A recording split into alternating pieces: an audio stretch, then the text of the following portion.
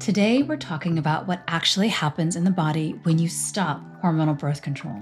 Not the horror stories, not the internet myths, but the real physiological process your body goes through as it relearns how to cycle on its own.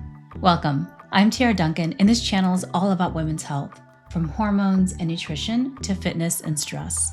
Real science, real conversations, and tools to help you thrive. This isn't a warning video, and it's not a promise that everything will feel perfect right away. It's about understanding what's normal, what's common, and what deserves support. When you stop hormonal birth control, you're not just removing hormones.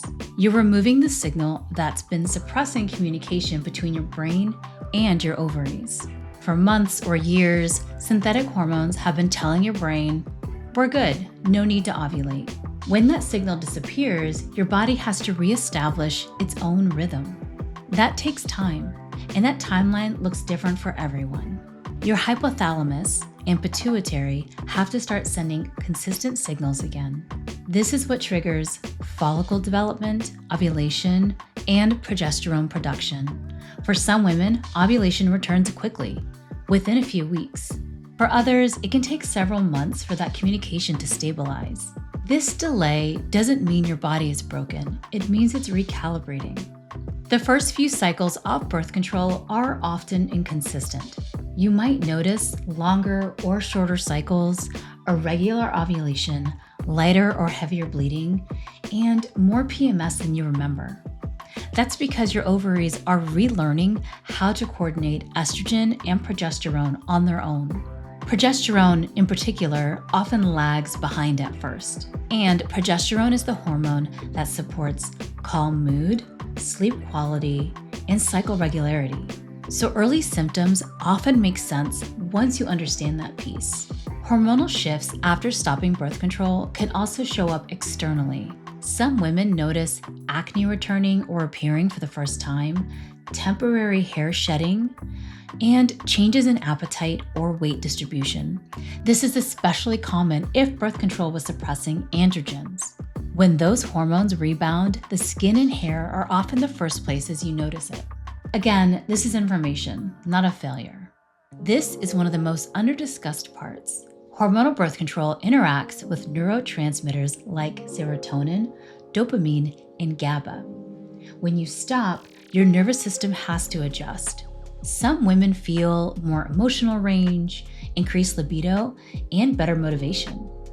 But others feel more anxiety, mood swings, and fatigue. All of these can be part of the transition, especially if stress, sleep, or nutrition aren't well supported. Ovulation is not a given. Your body only ovulates when it feels safe enough to do so. That means adequate calories, stable blood sugar, getting enough sleep, and managing your stress. If your body perceives stress or underfueling, it may delay ovulation even after birth control. It's just your body trying to protect itself.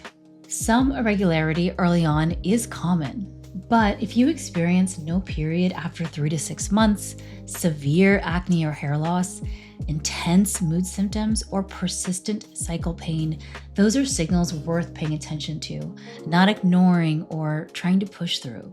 Support might include nutrition changes, stress management, cycle tracking, or even a medical evaluation.